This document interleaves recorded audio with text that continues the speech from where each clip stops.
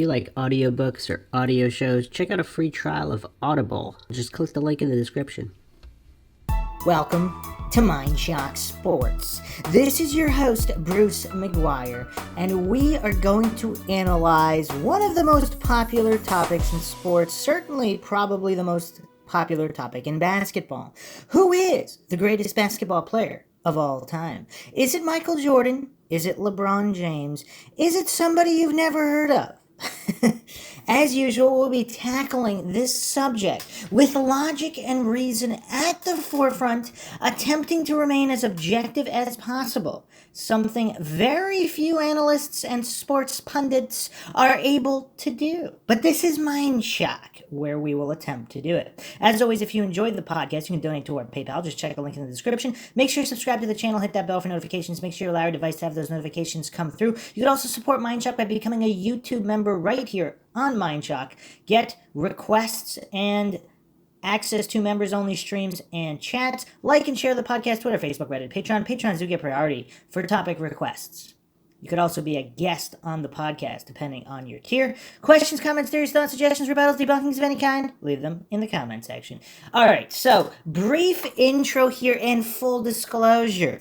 I am not what you would call a basketball fanatic. Now, I think that leaves me a little bit more uniquely qualified to logically analyze the debate of Jordan versus LeBron. Although, again, I am not one of these youngins, or as Joe Pesci would put, Utes. I'm not one of these Utes that have only known LeBron James. So back in the 90s, Michael Jordan was probably one of the biggest superstars in history, certainly at that time, up there with probably Mike Tyson, and few others in the sports world were as famous as Michael Jordan. And again, he was, my personal opinion, he was one of the very few who could actually back up the level of hype he got. Some people say Jordan was overhyped, but when you analyze what he did on the basketball court, I mean, he's one of the very few sports superstars who, no matter how much hype he received, it seems like he can't be overhyped based on his abilities. Not the same thing can be said for LeBron James. So again, just in terms of personal bias, obviously I would have to lean Jordan just in general because it seemed like he was bigger than the game, whereas LeBron James is just the biggest in the game. And that's pretty much the opinion portion will be ended there. And now let's look at pure logical analysis. So when we're tackling the world great or greatest of all time, in general sports lingo, and different people disagree, this is just, again, what I have seen from analysts. The best is usually, the connotation is in the connotation to the word best is who could beat who. So again, because basketball is a team sport, if we're making the stipulation it's a one-on-one contest, then whoever wins the one-on-one contest is technically the best. That doesn't mean they're the greatest, because greatest implies that they would have had to have some kind of great impact. So you'd have to focus on career achievements, obviously number of rings, championships, all that jazz. All the accolades would be part of the greatest connotation. So I just wanted to clarify that there. So we're not talking necessarily who's going to beat who in one-on-one, although that's also open to much debate. I think most people would probably lean LeBron James there, just in a one-on-one contest due to athleticism, unless you have some kind of time machine where you can pick out their absolute peak, whatever their best game ever played, and pull them from that game to play each other in one-on-one. And even then, one-on-one is such a vastly different game than the team sport of basketball. So the first thing we're going to do is analyze pure stats. Now, the best analysis I have found in terms of laying out the metrics we should be looking at here is Danger Productions. They only made one video, which is this video, Jordan versus LeBron, the best GOAT comparison. And this was actually posted quite some time ago, April 20th, 2020. So it is quite outdated. So I will give you the disclaimer there. This is a few years old, so obviously LeBron James's statistics have changed somewhat since then, but we're going to analyze these first just to lay the groundwork. Then we're going to get into the up-to-date statistics as of April 2022. So let's jump right in here.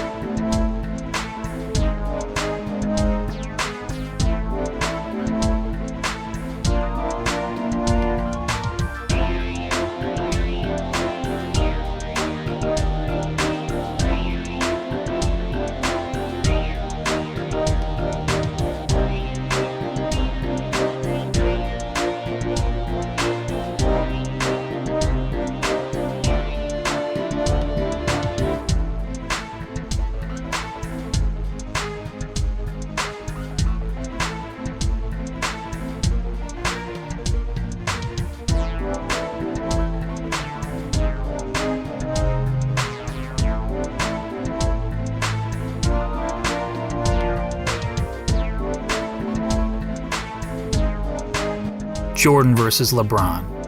LeBron versus Jordan.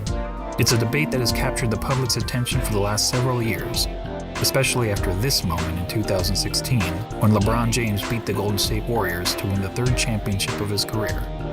In LeBron's own words, that one right there made me the greatest player of all time. That's what I felt. I was like, that one right there made you the greatest player of all time. But did it? Is everything since that moment simply icing on LeBron's cake? Or is LeBron destined to finish his career in Michael Jordan's shadow?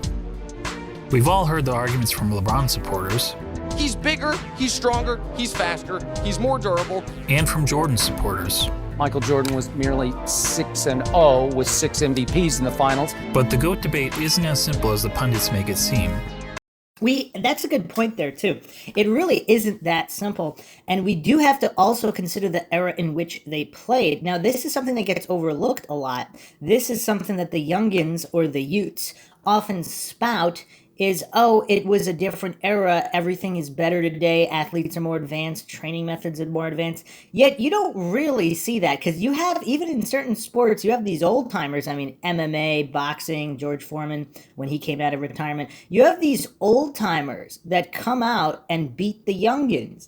And so that argument really does go out the window.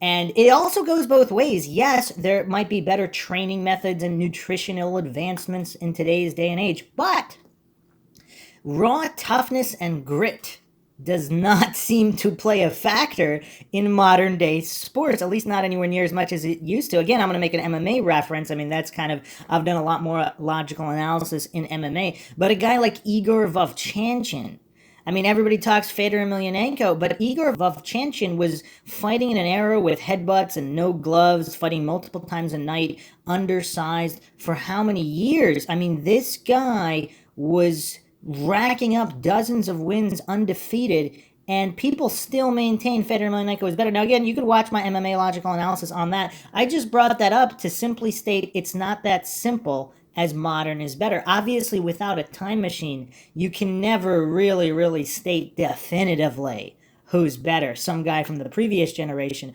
or some guy today. But there are certain intangibles, and I'll be getting into that later after we go through all the logical stats.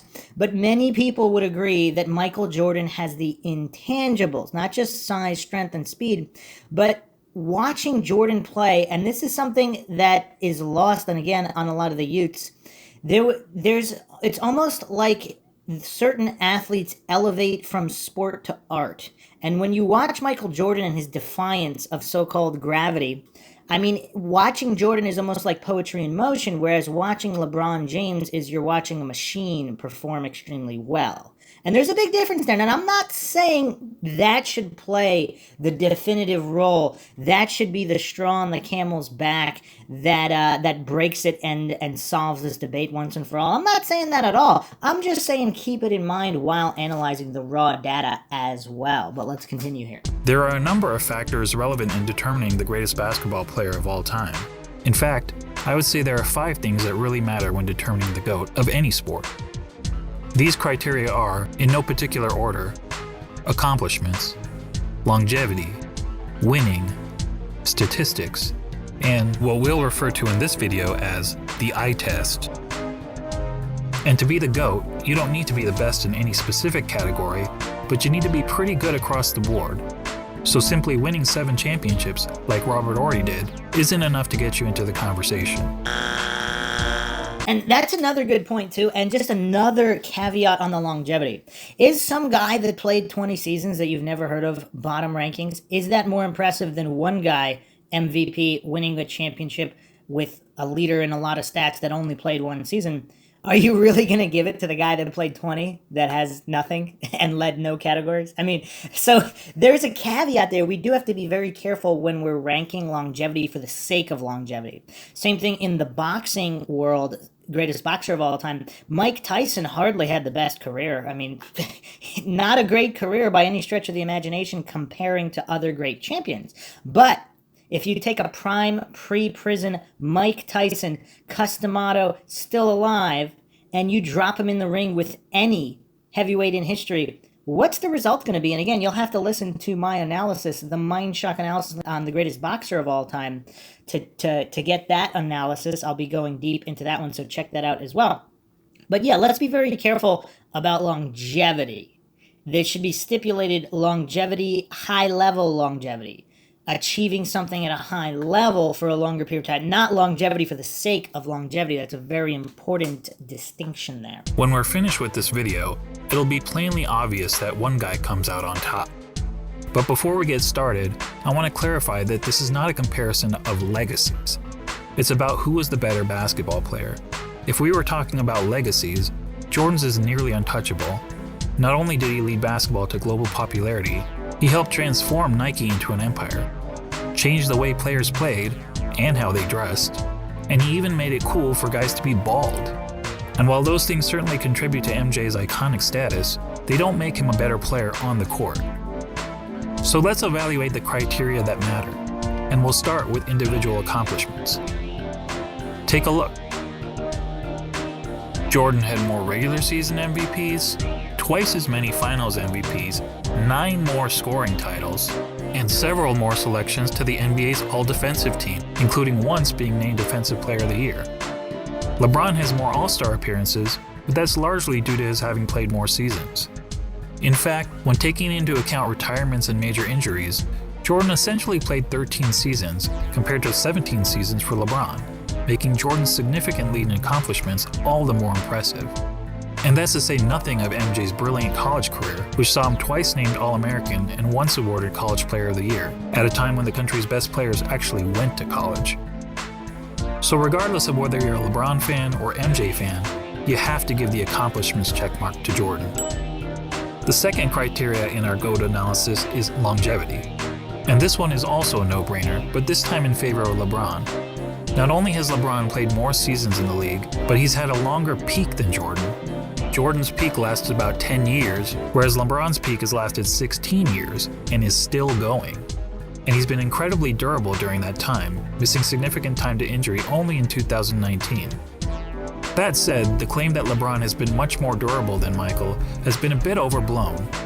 Consider that Jordan played in at least 80 regular season games 11 times in his career, including all 82 games an incredible 9 times. Compare that to LeBron, who played in at least 80 regular season games just twice, and in all 82 games just once. So both LeBron and Jordan get high marks for their durability. But durability aside, the bottom line is that LeBron has sustained his level of excellence for a much longer period of time than Jordan, which puts the longevity checkmark squarely in LeBron's corner. Well, also, we do have to factor that Jordan, of course, took the year off to go play baseball. If he had not done that, and if the Bulls team hadn't been dismantled, for anybody that hasn't checked out the excellent Last Dance documentary, check that out. The team was basically dismantled from an administrative point of view. If that had not been done, how many more championships would Jordan have won with how much longer longevity? And I'll be going into what I believe is the true metric by which this debate should be measured after all the basic metrics. I'll be going over that at the end for the truly mind-shocking revelation that LeBron fans might not have considered, because most of this we're going over has been somewhat gone over to a certain extent at one point or another. But yeah, no, we do have to factor that in. It's not like Jordan... I mean, the baseball retirement, that was his choice, of course, so he was out for a year in his prime there. And obviously there was the comeback, but then the administrative decisions to basically dismantle the greatest basketball team of all time, which was, again, watch The Last Dance for the background info on that. I mean, it's basically unbelievable for those that are not familiar with the so-called politics of the basketball world. We have to, it's not that Jordan couldn't. So it's not like Jordan stayed in the NBA for another 10 seasons and performed really poorly, because that's not what happened. So we do have to keep in mind the capability of Jordan was still there, even though he technically didn't accomplish it. So obviously we can't give him credit for accomplishing that. That's not what I'm saying at all. Obviously, the triggered goofs who are thinking I'm making a case that we should count things for Jordan that he didn't do. That's not what I'm saying at all. I'm just saying to keep in mind that it's not like comparing LeBron to a different player who actually wasn't able to sustain a high level of excellence, whereas Jordan clearly could have, which he did demonstrate with his numbers with the Wizards, which we'll be getting into as well. But we're not even talking about the Wizard years. We're talking about his early retirement. That brings us to the third GOAT criteria, winning. As we all know, Jordan won 6 championships. LeBron has won 3. Jordan is 6-0 in the NBA Finals, LeBron is 3-6. Yes, LeBron has made the finals 9 times compared to only 6 times for Jordan, but let's not pretend that making the finals is the same thing, or even close to the same thing, as winning a title. Take a prime example from another sport, the Buffalo Bills. They're the only team in NFL history to appear in 4 consecutive Super Bowls. But is there a single player or fan of that team that wouldn't trade all 4 of those appearances for just one Super Bowl win? Frankly, talk to any fan whose team lost the season's final game and ask them how they felt afterward. Almost universally, their feelings are of sadness, anger, and disappointment. And that's just the fans. For players, those feelings are only magnified. Listen to Charles Barkley talk about losing in the NBA Finals. And I was just in shock when it was over, because I was frustrated because I couldn't wheel my team past Michael and the Bulls. And first of all, I don't think I've ever gotten over it, number one. But that was traumatic, and it's painful. So we can all stop with this false equivalence between winning the championship and finishing runner-up. In the words of Herm Edwards, you play to win the game. Hello? You play to win the game. Now back to Jordan and LeBron. As mentioned, on basketball's biggest stage, the NBA Finals, Jordan was 6-0. LeBron was 3-6. And frankly, that doesn't even show how lopsided their records really are. In terms of individual finals games, Jordan was 24-11. LeBron is 18-31. And that's because in 4 of his 6 finals losses, LeBron's team hasn't even been competitive. Twice he got swept, and 2 other times he lost 4-1. That includes being on the wrong side of the 2 most lopsided finals by margin of loss in NBA history. Of course, LeBron fans will tell you that the only reason for LeBron's poor finals record is that his competition was so tough. Ironically, some of these same fans criticized Jordan for losing early in his career to a Celtics team stacked with 5 Hall of Famers, and they conveniently gloss over the fact that LeBron reached the finals so many times in part because the competition in his own conference was so weak. During the vast majority of his career, LeBron played in what many dubbed the Leastern Conference, because the East was so much weaker than the West. On the other hand, during Jordan's playing days, the East was generally considered the stronger conference, as Jordan had to battle through hard-fought rivalries against the Bad Boy Pistons, Patrick Ewing's Knicks, the Shaq Penny-led Magic, and Reggie Miller's Pacers. That said, if you want to blame LeBron's failure in the finals on the level of his competition, I won't argue with you. But let's also not blow it out of proportion. If you look at the average number of wins of their finals opponents, you'll see that LeBron's finals opponents averaged 60.8 wins per season, whereas Jordan's finals opponents averaged 61.2 wins per season. So as it turns out, both players face stiff competition in the finals. But a big reason we don't hold the 93 Suns, the 96 Sonics, or the 98 Jazz in the same regard as some of LeBron's finals opponents is because, unlike LeBron's adversaries, Jordan's opponents never actually won the Larry O'Brien Trophy. Which goes to my original point, that the difference between winning the title and finishing runner-up is huge. And the reason those teams never won the title? This guy. Look, I'm not trying to say that Jordan's opponents were as good as the Warriors teams that LeBron faced 4 times in the finals. The truth is that Jordan never played a juggernaut quite like that. But there's a pretty good reason for that. Jordan's Bulls were the juggernaut. They were the team winning 70-plus games. They were the team with the target on their back every year. And as the Warriors showed us, that's not an easy place to be. As great as the Warriors were, they were never able to string together 3 consecutive championships. Jordan's Bulls did it twice. So what's the greater achievement? Beating the juggernaut or being the juggernaut? Or to be more specific, beating the juggernaut 1 time out of the 4 times you faced them? Or being the juggernaut year after year after year? And then doing it again, year after year after year. There's no doubt that LeBron's victory over the 73-win Warriors was the highlight of his career. But it's not the first time that an underdog has won the championship, and there actually have been much bigger underdogs who ended up winning the title. But how many times have we seen a player lead his team to 6 championships in 8 years? Prior to Jordan's Bulls, only Bill Russell's Celtics ever accomplished that feat in the NBA, when they incredibly won 11 championships in 13 seasons. However, back then, there was an average of less than 10 teams in the league, and only a couple rounds of playoffs, so it was considerably easier to win a title. And no player, not even Bill Russell, ever had a run of winning 25 of 26 playoff series, as Michael Jordan did. And Michael's pattern of winning goes beyond the NBA. Let's not forget that Jordan has never won anything but gold in the Olympics, and he also earned an NCAA championship, in which he hit the first of 2 iconic championship-winning shots in his career. All that is to say, when it comes to winning, the checkmark clearly goes to Jordan. And it's kind of hard to argue against that, because if someone was going to pick the most important category, would that be it? And let's say LeBron James continues playing for another 10 years to finally get more rings. Is that really going to make him better just because he stuck around until he could finally win? I mean, that doesn't make him necessarily a lot worse, but it definitely wouldn't make him better, especially when considering his own teammates and opponents, which we'll be getting into more detailed analysis here. But so far, this is just the overview. Like I said, this is 2 years old, so some of these stats are out of date, but it is an in-depth analysis which is going to set the groundwork for looking at the up-to-date stats. A lot of them actually aren't going to be that different, but let's continue. On to the 4th GOAT criteria, statistics. This one is a bit more complicated. I mean, how do you statistically evaluate 2 players who played in different eras under different rules at different positions?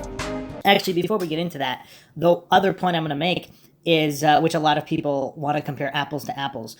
In this much tougher era that Jordan played in, if you swap prime LeBron and throw him into Jordan's era, and then you take prime Jordan and then throw him into our modern soft NBA era, who's going to do better? Who's going to get even more points? Who's going to get a lot less points? Some people believe that should be the definitive metric for determining the greatest of all time. I don't know if it's that simple, but I do think it's, again, something to keep in mind. One way of doing it is to simply look at the 8 traditional statistics of basketball. Points, assists, rebounds, steals, blocks, field goal percentage, free throw percentage, and turnovers. And we'll focus on per-game stats rather than cumulative stats, since cumulative stats such as total career points and total career assists really speak to longevity, which is already its own category of the GOAT analysis. Per-game stats, on the other hand, is more of an apples-to-apples comparison. So looking at the 8 traditional stats, we see that Jordan leads LeBron in 5 of them: points per game, steals per game, blocks per game, free throw percentage, and fewer turnovers. LeBron leads in the other 3, assists per game, rebounds per game, and field goal percentage. But that's a pretty simplistic way of looking at statistics. What if we instead turn to analytics? Probably the most well-known analytics stat is player efficiency rating, or PER for short. This metric was created by respected basketball analyst John Hollinger to give an overall rating to a player's performance based on traditional stats like the ones we just mentioned. Jordan has led the league in PER 7 times, LeBron 6 times. Jordan has finished top 3 in PER 10 times, LeBron 9 times. In fact, Jordan has the highest career PER in both the regular season and the playoffs. Another popular analytics stat is win shares. Jordan has led the league in win shares 8 times, LeBron 5 times. Jordan has finished top 3 in win shares 11 times, LeBron 6 times. And when it comes to win shares per 48 minutes, Jordan has the highest career rating in both the regular season and the playoffs. What about box plus minus? Until recently, LeBron was actually ahead of Jordan in career box plus minus. But after the 2017 season gave Russell Westbrook the greatest single-season box plus minus in history by a wide margin, the architect of box plus minus realized that the stat was fundamentally flawed. So he made some changes to improve its formula. As a result, Michael Jordan now has the highest career box plus minus in both the regular season and the playoffs. And lastly, what about value over replacement player, which on its face seems to favor LeBron James? Well, value over replacement player is a cumulative stat, and as previously noted, cumulative stats speak more to longevity than they do game-to-game dominance. That said, according to value over replacement player, Jordan owns 6 of the 9 greatest individual seasons ever played. And on a per-game basis, MJ's career rating in value over replacement player is the highest of all time in both the regular season and the playoffs. Are you noticing a theme here?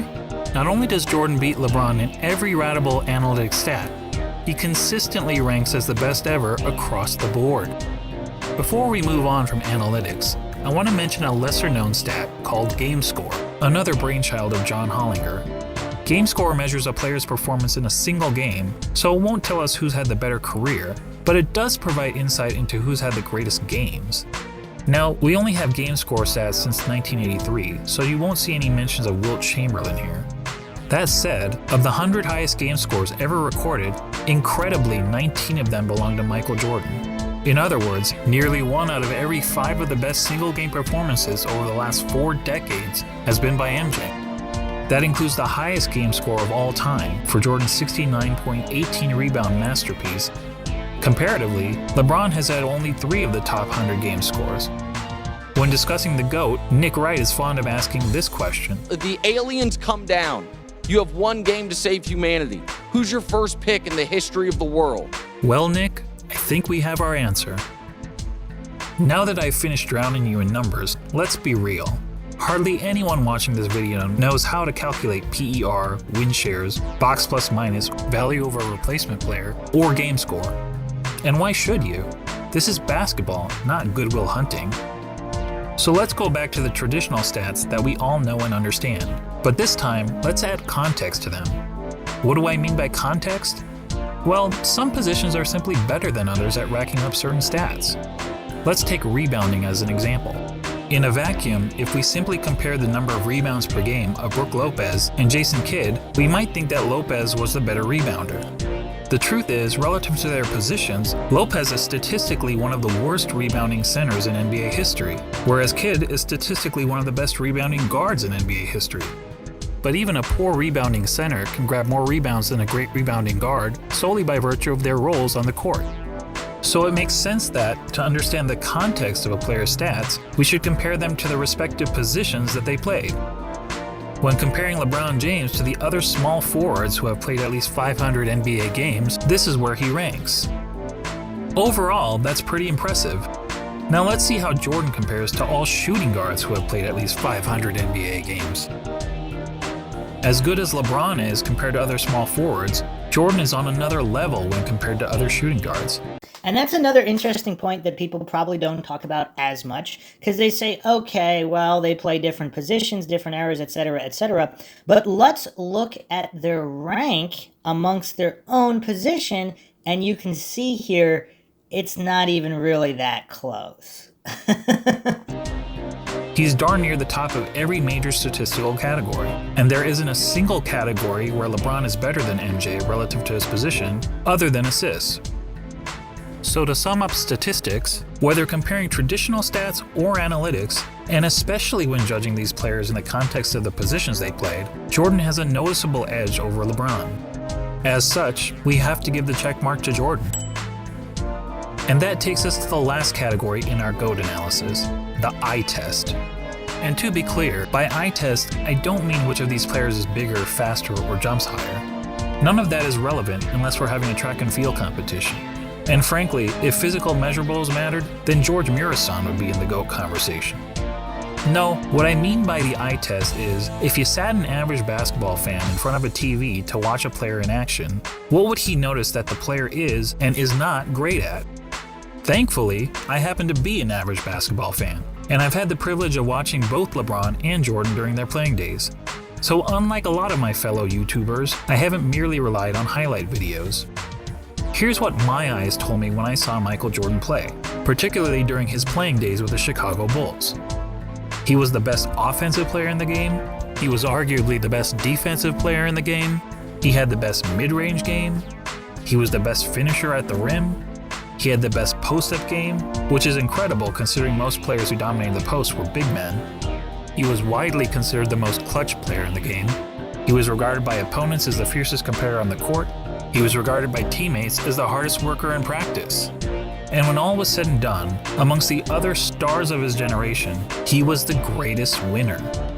Now, when you're playing against the elite athletes of the world, to be the best at any one of those things is pretty remarkable. But to be the best at all of them? I tell you it's impossible, but for the fact that we saw Michael Jordan do it. And when it comes to the GOAT debate, that's the biggest hurdle facing LeBron. And that's if you just watch that last minute or two. I mean, is that really all you need to know without looking at the numbers? Because that is crazy. I mean, he really did lay out the argument there. Obviously, it's not quite that simple, but if you wanted to break it down to as simple as possible, I mean, it's kind of hard to pick LeBron over Jordan after that 2 minutes, that 2 minute case there that Danger Productions just made for Michael Jordan. Because his intensity really was off the charts, and his level of accomplishment in every single category and in every aspect of the game. And that's without even really getting into how his fadeaway shot really, I mean, that's really something that doesn't get talked about enough. His fadeaway was so good, so exaggerated, and basically unstoppable. Some people believe that's really the secret to his success, that he built everything else on top of. Because without that level of a fadeaway, I mean, he basically reinvented that shot. Wilt Chamberlain was really credited for basically putting the fadeaway on the map. But this guy was 7'1". His fadeaway didn't even need to be that great. I mean, when you're over 7 feet tall, you can get away with a lot of stuff. Jordan was relatively small when you're discussing so-called big men in basketball. I mean, most of the big men are more than 6'6", and so he's 6'6", which he's not small by any amount. By any stretch of the imagination, but he's not super big compared to basketball in terms of the basketball world, when you got all these 7-footers, close to 7-footers, above 7-footers that can kind of bully people around and get away with inferior technique. When you're 6'6", you really can't in the NBA. So his fadeaway, just the amount of hang time he had on it, the delay on it, just everything he did with it, that really, I mean, that was kind of the bread and butter in the early years, and then he developed all of these other things, trick plays, just freak athleticism and coordination, which, of course, LeBron James has a certain level of coordination for his size, which is obviously what makes him so good. So not knocking that at all, but I don't know how many people would put it on an absolutely legendary status when you could watch Michael Jordan highlights. I mean, every game he seems to have a highlight reel, whereas LeBron James, he's played so much more. And you still, if you look at his top 50 plays, they won't be as spectacular as Jordan's 50 to 100 top plays, not even his top 50. So it is kind of, to compare it along that line, it's hard to pick LeBron in any of this. He's basically being compared to a guy who was great at everything and practically had no weaknesses. Seriously, judging by the eye test, what's the worst thing we could say about Michael Jordan's game? Probably that he wasn't a very good three-point shooter. Jordan shot 33% from beyond the arc in an era when the average player also shot 33%. So when it came to three-point shooting, he wasn't good, he wasn't bad, he was just average. But remember that Michael played in an age when the three-point shot wasn't a big part of the game. During Jordan's years, teams averaged only 9.5 three-point attempts per game, and Michael himself attempted less than 2 threes per game. And if being an average three-point shooter is a weakness of Michael's game, well, then we also have to call it a weakness of LeBron's game. The difference is that LeBron plays in an era where the three-point shot is a huge part of the game. During the years in which LeBron played, teams attempted on average over 21 threes per game, and LeBron himself averaged 4.3 three-point attempts per game, or 2.5 times as many as Jordan. Despite the increased emphasis on threes, LeBron's career shooting percentage from beyond the arc is only a hair better than Jordan, at 34%. And it's actually slightly below his peers, who averaged 35% from three during his era. But to reiterate, being an average three-point shooter was by far the worst part of MJ's game. For LeBron, it's not even close. LeBron, in fact, has 4 major weaknesses as a basketball player, each of which is readily apparent to anyone who has actually watched him play. First, he's not a good free throw shooter. For his career, LeBron has shot around 73.5% from the free throw line, which is pretty poor for a player who handles the ball as much as he does. In fact, many analysts point out that at the end of games, LeBron shies away from driving to the basket because he's afraid of being sent to the line. I don't know whether that's true, but what I do know is that the odds of LeBron hitting 2 consecutive free throws is statistically not much better than a coin flip. Jordan, on the other hand, shot a solid 83.5% from the free throw line during his career, and MJ never shied away from contact at the end of games. LeBron's second weakness is that he's an inconsistent defender. Sure, he's had some years where he was elite defensively, which is evidenced by his numerous selections to the NBA's all-defensive team, but he's also had several years where he's practically been a liability on the defensive end. Compare that to MJ, who during his Bulls days was a consistently elite defender. In fact, Jordan is the only player to rank in the top 5 amongst all guards in both steals per game and blocks per game for his career. Additionally, Michael led his position in defensive win shares practically every year that he played for the Bulls, an incredible 10 times. LeBron, comparatively, has led his position in defensive win shares on just 4 occasions, and in 5 of his last 7 seasons, he didn't even crack the top 10 at his position in defensive win shares. Now, some will excuse LeBron's recent fall-off on the defensive end as a byproduct of his resting on defense so that he can have more energy on offense. And we can debate the merits of that strategy, but resting on defense is not something Michael Jordan was ever accused of doing. Heck, even as a 40-year-old, he was busting his tail on the defensive end. But what about the notion that LeBron's been the more versatile defender? LeBron supporters will argue that he can guard positions 1 through 5 on the court, such as when he guarded Derrick Rose for stretches in the 2011 playoffs.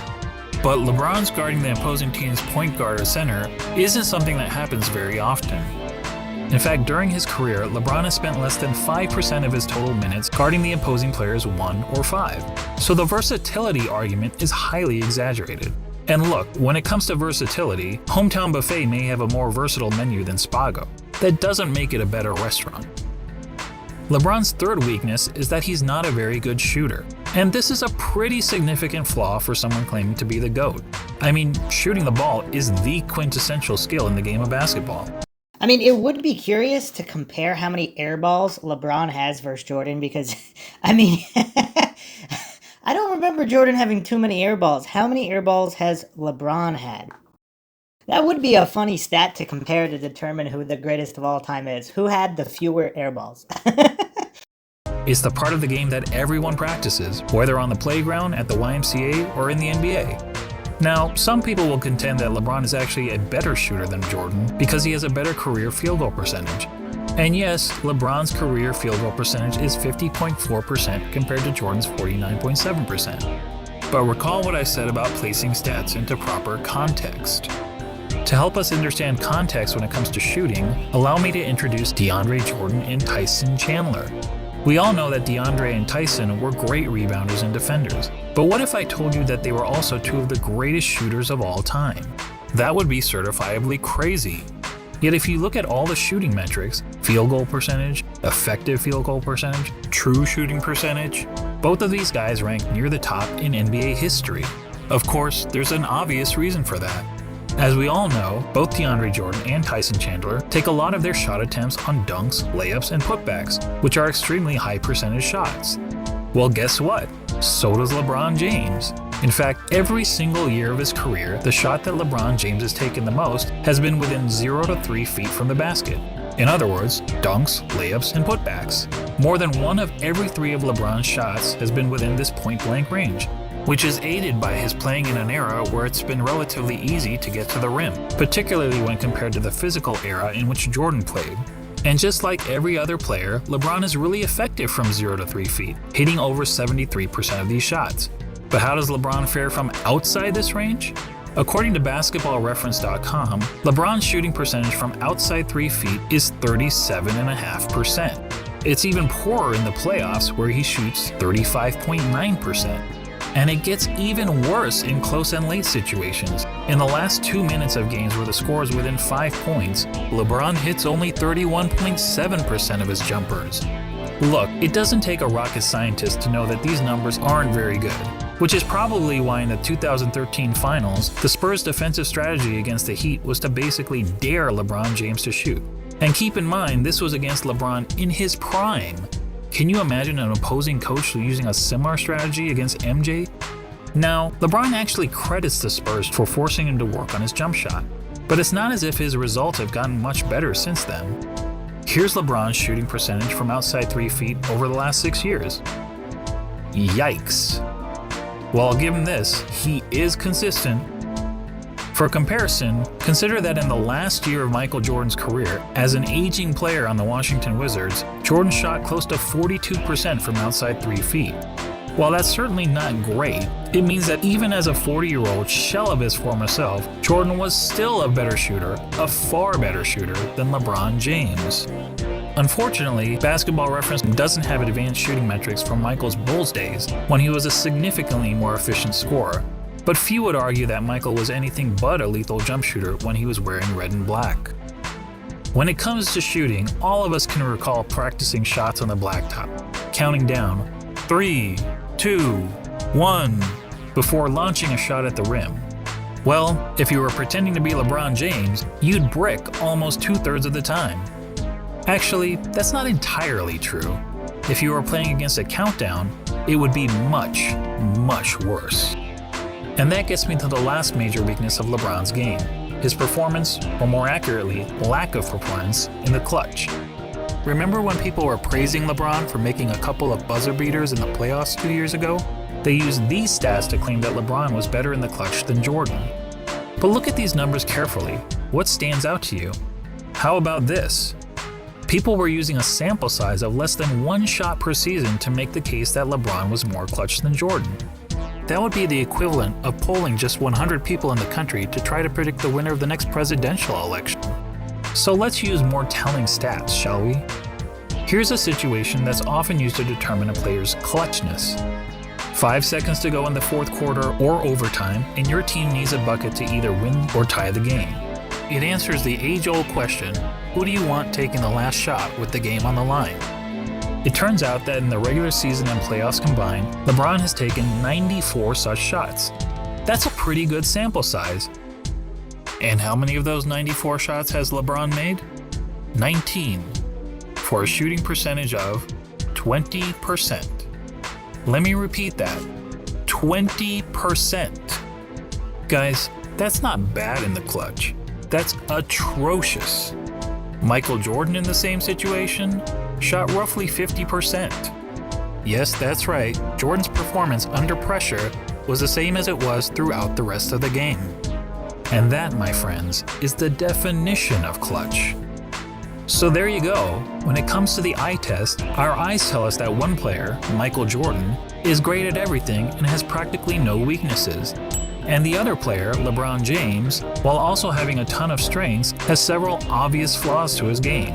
And I really have no rebuttal for that. I mean, what can any LeBron fan say to that when you're really trying to formulate these arguments in an apples to apples comparison? Because that's really the most fair and accurate way to do it. And even if you're not going apples to apples, that still doesn't favor LeBron, because let's say you had the same style rules and the same roughness as in Jordan's era. What would happen to LeBron? Some people say he would rise to the occasion, and maybe he would. Maybe he would. But to argue that he'd be much, much, much better, it's kind of weird. It's kind of weird, because why wouldn't he be doing that now with the much softer rules? So again, I do not have a rebuttal for these arguments. There's plenty of more arguments, and to be fair, we do need to examine all of them and what I believe to be the smoking gun in finding a winner here, which I will get to at the end. But let's continue. And when all is said and done, after analyzing the 5 key factors of being the GOAT, Jordan gets 4 check marks to LeBron's 1, making this GOAT debate, well, not much of a debate at all. Now, don't get me wrong, I'm not saying that LeBron James is a bad player. He's a phenomenal player. Personally, I have him on basketball's Mount Rushmore, along with Jordan, Kareem, Wilt Chamberlain, and Bill Russell. He's just not Michael Jordan. And just to underscore how good MJ was, let's ignore LeBron and Jordan for a minute and focus on the other 3 players highlighted here, Kareem, Wilt, and Bill Russell. Most would agree that these are the 3 greatest centers in NBA history, and each of them has a strong case to justify his standing among basketball royalty. Wilt is an all-time great because he was an offensive force of nature, and he holds a ton of NBA records. Russell is in the conversation because he was a dominant defender and a perennial champion. Kareem also led his team to numerous titles, and in terms of individual awards and accolades, was the most decorated of the 3. Not to mention, he had the NBA's most unguardable shot. Now imagine a center that had all the best qualities from these 3 titans. A player like that would be the basketball equivalent of Thanos. Now add to that player the highest level of intangible attributes, such as a tireless work ethic, unmatched killer instinct, and an ability to deliver in the clutch. And now you'd essentially be looking at Thanos with all of the Infinity Stones, and no one would question whether this player was the greatest of all time. But the truth is, we don't have to imagine such a player. That player already existed. He just happened to be a shooting guard, not a center. When you think about it, Michael Jordan is the real-life version of an overpowered video game character. He had all the qualities we look for in a superstar athlete, and he had it in spades. He's basically Babe Ruth, if Babe Ruth played defense like Willie Mays. And that's why, even in comparison to the other all-time greats, he is truly in a class of his own. Simply put, he's the GOAT.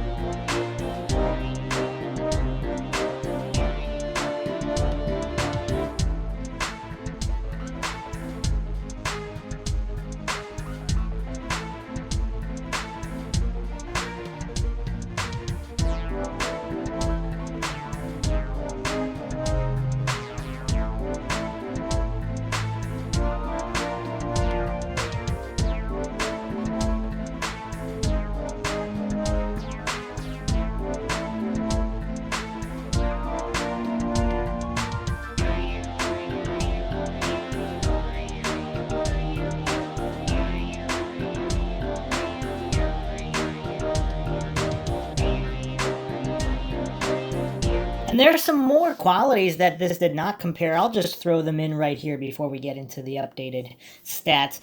But if we're going to look at game IQ, is anybody going to rank LeBron higher than Jordan? Just their knowledge of the game, their adaptability to different strategies and game plans and what their opponents are doing. I mean, Michael Jordan leads that. I mean, his game IQ off the charts. Mental toughness, we kind of sort of touched upon. How many fouls did Jordan fake?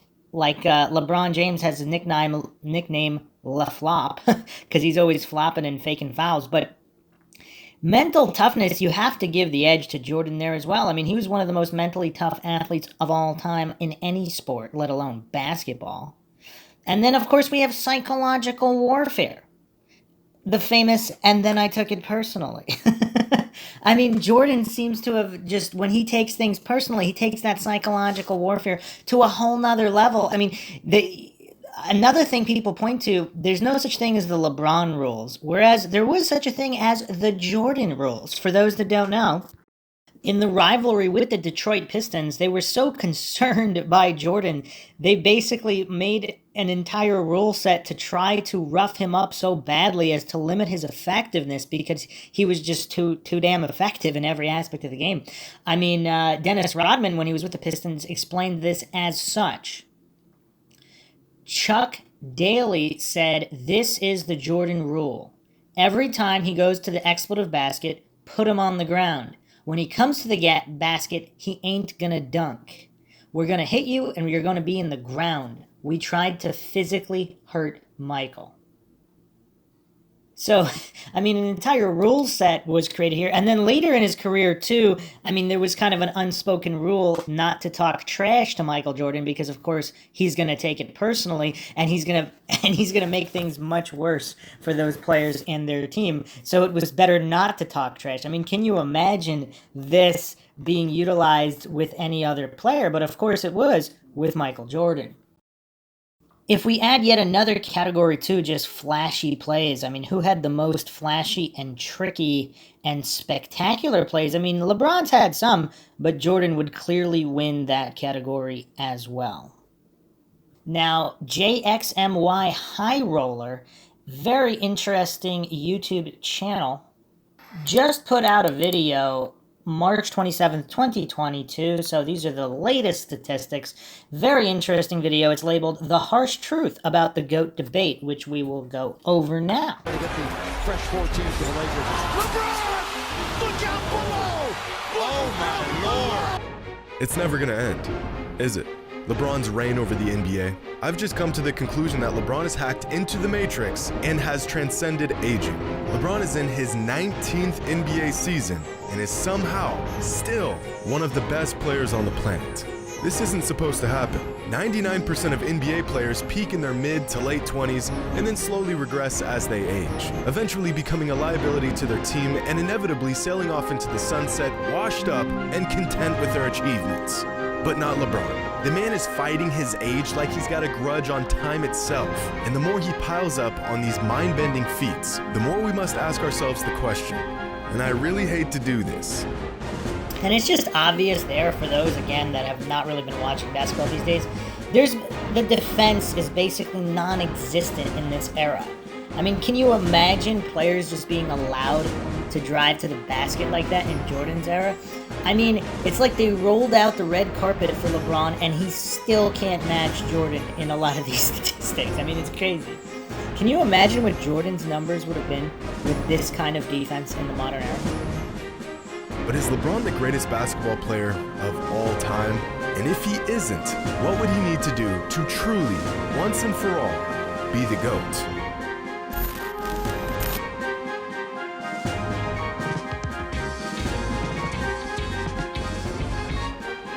About 5 years ago, I uploaded my first basketball-related video onto this channel. The title of that video is LeBron the GOAT. You can still watch this video today, but since it's an absolute dog water of a production, I highly recommend you steer clear of it. To summarize the video, I gave 10 reasons why LeBron would retire as the GOAT. Fast forward 5 years and thousands of hours of watching games, collecting data, and gathering context in this sport that we love. I've since changed my ways and realized that Michael Jordan is the greatest basketball player of all time. But my original assessment from 5 years ago hasn't completely changed. because I never said LeBron was the GOAT at the time.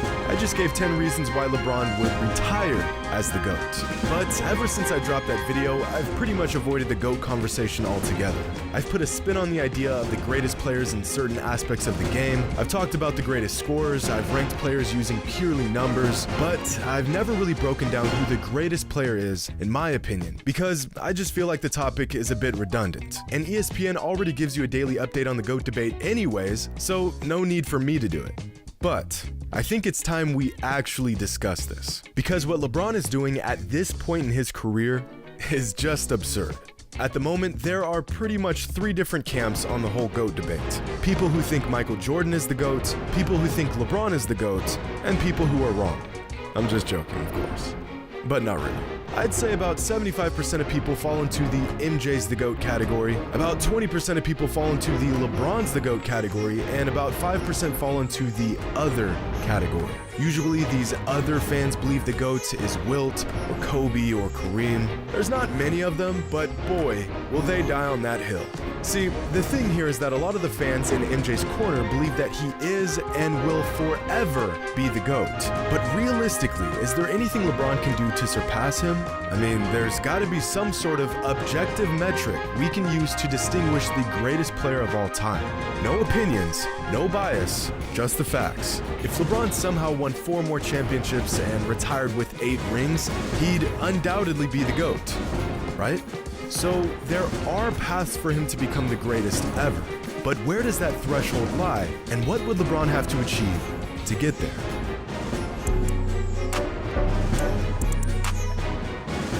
First, let's just take a look at the basic numbers. Between Michael and LeBron has more career points, rebounds, assists, blocks, more triple doubles, higher field goal percentage, and a higher 3-point percentage. And Michael has more steals and a higher free throw percentage.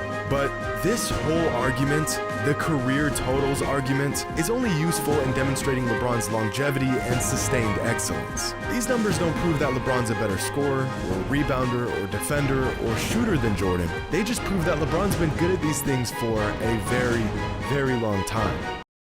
And again, in the apples to apples comparison we just did prior, not really that good in certain ways when you're comparing exact apple-to-apple statistics, not these generalized stats, which is, of course, for the casual fans. Because, I mean, there are some people who have more points than Jordan. You got Kobe Bryant, Karl Malone, Kareem Abdul-Jabbar. Is anybody arguing that Karl Malone is the best just because he has more points than Kobe and Jordan? I mean, Moses Malone is in 10th for career points. Is anybody arguing he's the best of all time? I mean, it's kind of weird how some people don't do apples to apples comparisons. Because, obviously there are people that got taken out by injuries, etc. That doesn't mean they weren't technically better than some scrub who happened to never get injured and played 10 times as long. These numbers also show just how versatile LeBron is, possibly his most valuable asset. So instead of looking at career totals, let's look at career averages. Michael averages more points and more steals, and LeBron averages more assists and more rebounds. And as much as it pains me to say this is usually where the argument for the GOAT ends for most people. Throw in a required comment about their finals records and you pretty much have a condensed version of most GOAT debates. But there is so much more to unpack here. So let's unpack it. So y'all know how much I like advanced stats. They don't tell the full story, but if you know which ones to look for, you can discover some nuances in a player's game that you won't get by just watching them play. Player efficiency rating, win shares per 48, offensive box plus minus, defensive box plus minus, value over replacement, and true shooting percentage. These 6 advanced stats give us efficiency, production, value, impact, and pretty much everything in between. And in these 6 advanced statistics, Michael Jordan exceeds LeBron in 5 of them. He's more efficient overall. He contributes to more wins. He contributes to more points. He's better on defense, and he is generally more valuable on the court than LeBron is. The only advanced stat where LeBron tops Jordan is true shooting percentage. Now, in terms of who's a better basketball player, nearly every metric points to Michael Jordan. But really take a look at these numbers, and it's actually uncanny just how close LeBron is to MJ across the board. Just a fraction behind Jordan in pretty much everything. But these numbers aren't even addressing who's greater, because that conversation would involve accolades and accomplishments and impact on the game. Take away the rings, the influence, the intangibles, the opinions, and it's virtually objectively true that Michael was a better basketball player than LeBron. But the GOAT debate isn't necessarily about who is the better player, it's about who is the greatest player. We've got some more unpacking to do.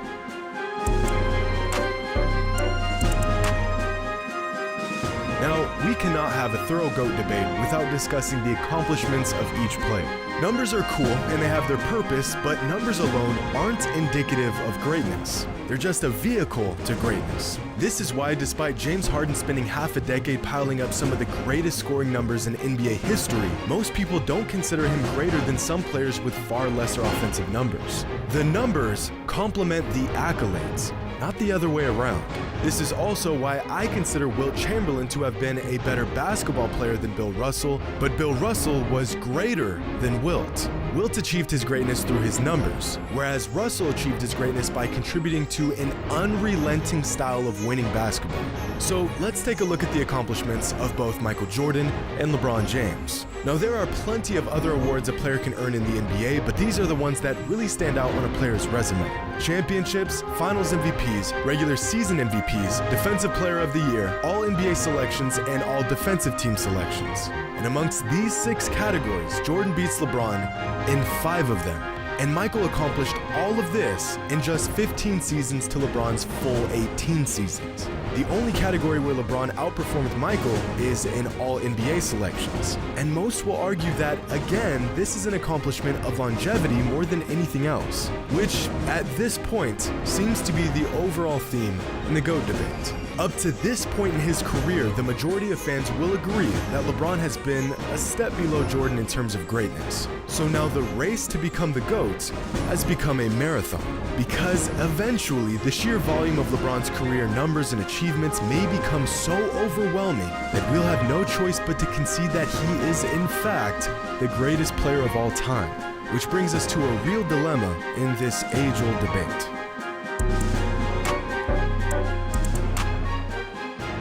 The flame that burns twice as bright burns half as long. A great quote by the ancient Chinese philosopher Lao Tzu regarding the idea of excellence and the sustainability of it. Almost as if you can have longevity or be exceptional, but you can't have both. Now, in the world of basketball and sports in general, usually being exceptional translates to longevity and vice versa. Michael Jordan was excellent for 13 seasons in the NBA. His flame was violently bright and had burned for quite some time. But what if there was a flame that burned about 95% as bright and lasted much, much longer? Again, the problem with this kind of longevity take is that it's not, Jordan's flame was still burning, he just chose not to burn it on the basketball court, not that he couldn't. So that's, again, I'm not saying to give him credit for what he didn't do, but you just keep that in mind because it's not really an accurate assessment. Because if you're taking other players who injured, they were just injured, they couldn't do it anymore, there's nothing to discuss there because they literally could not do it, whereas Michael Jordan could. Also, the 95% I think is just really generous compared to the numbers and stats we went over earlier. It's probably a bit below 95% of Jordan's. At a certain point, the radiance of even the brightest flame is outclassed by the flame that just won't quit. Of course, LeBron isn't a flame. He's a 6'9", 250-pound freak of nature in basketball shoes, but his light shines about 95% as bright as Michael Jordan's did, and it's lasting a whole lot longer. When does the longevity of LeBron's brilliance simply outmatch the slightly greater but much shorter brilliance of Michael? Because as we've discussed, Mike trumps LeBron in pretty much every single metric other than longevity and overall production. So the real question here is how much longer will LeBron have to be excellent before the majority agrees that he is greater than Michael was? The man is in his 19th NBA season, and he's leading the NBA in scoring. He's still a top 5 player in the league, and his bag is getting deeper and deeper with every season. Here's a chart of LeBron's total points, assists, and rebound averages throughout each season of his career. Each point on the graph represents the total average of points, assists, and rebounds for every season of his career. So, for example, this season LeBron is putting up 8, 6, and 30 a game, so his total for the season is 44. Now, in the NBA, anything above a total of 40 is exceptional. LeBron's total production has exceeded 40 in 17 different seasons. Now here's Michael's total average points, assists, and rebounds for every season of his career. This is by far the greatest argument in favor of LeBron in the GOAT debate. The man has simply sustained excellence for longer than Mike did, and although the numbers are just a vehicle to greatness, there has got to be a point where the numbers are just too glaring to ignore. LeBron's numbers are getting to that point, but some fans will argue that there were other players that were still really good this late in their career. You mean like Kareem, or Kobe, or Karl Malone? They weren't even close. LeBron's already the only player to be a part of the 30K, 10K, 10K club. Again, that graph really does not represent that gap that Jordan took off. I mean, I'll get into this at the very end because, again, I believe this to be the smoking gun, but that's a very deceptive graph there. Aside from a freak injury, he'll undoubtedly break Kareem's scoring record. He'll probably play the most seasons in an NBA career. He already has the record for most All-NBA selections, and he's still adding to what is probably the longest career highlight reel with moments like this. If LeBron is still doing this in a couple years, while still putting up All-NBA numbers, I really think it's going to be difficult to say that he's not the greatest player ever. You know what? I'm just gonna say it. While LeBron's legacy is growing as he plays more seasons, Michael's legacy would have been slightly diminished if he played more seasons. Of course, this isn't a matter of fact, but all the evidence points towards this assumption. Michael Jordan retiring after playing just 13 NBA seasons in 1998 was the best thing he could have ever done for his legacy. The Bulls were not going to win another championship, and the backbone of the dynasty he had built had all but vanished by the beginning of the 1999 season. If he had played through that 3-year retirement gap from 1999 to 2001, he would have either stayed with the Bulls and put up huge numbers on a losing team, or signed with a different team and chased rings. Both options being far less illustrious than him going out on top with the team that drafted him. Michael's career was the perfect storm. He was drafted by a franchise that was ready and willing to build around him. He was on a roster that suited his skill sets extremely well, and he and the Bulls peaked right as the dominant teams from the 80s and early 90s like the Lakers, Celtics, and Pistons began to fade away. You could not have written a better career if you tried. On the other hand, despite his success, LeBron really got the short end of the deal many times throughout his career. He spent his first 7 seasons in the NBA playing for a team that could not have cared less about building a coherent team around him. He spent 4 straight finals going toe-to-toe with the most dominant dynasty in modern NBA history outside of Jordan's Bulls. While Michael was surrounded by players who were all willing to buy into their system, LeBron has spent many years carrying the load of bad rosters and seemingly incompetent teammates. Part of which is his own fault for trying to play GM and putting together piss-poor rosters.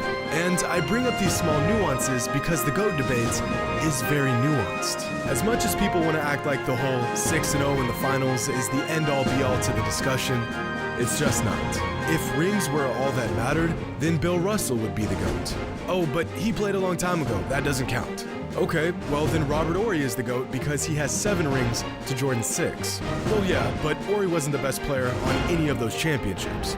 Okay, so is the argument about rings, or is it about being the best player on the court, or a mixture of both? Is a player's performance, despite how masterful it was, all in vain if his team loses? The line becomes less and less clear the deeper you dig.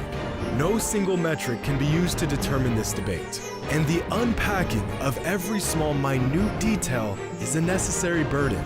But unfortunately, it's a burden that most fans won't bother to take on.